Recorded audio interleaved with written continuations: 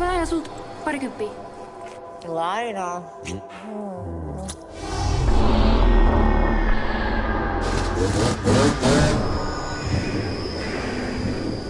Toinen metrokuolema. Mä mietin, että jos se on tappanut useamminkin kuin 2 kertaa.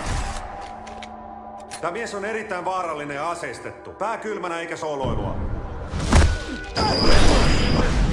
Et sä tosiaan tiedä, missä äiti on?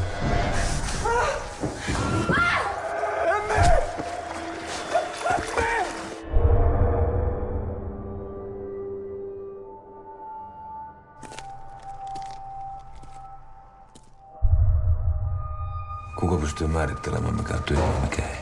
Mitä olisi vaikka poliisilaki? Sepä se. Suomen laki. 10 käskyä.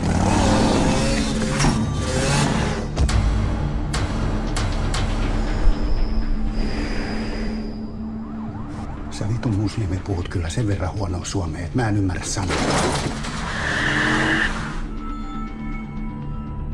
Tää on mun raamattu! Tää on sun matkan päällä!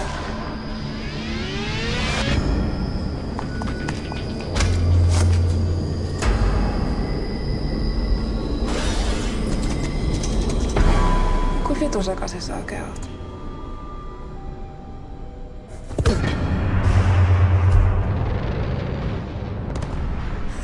Minussa on saatana.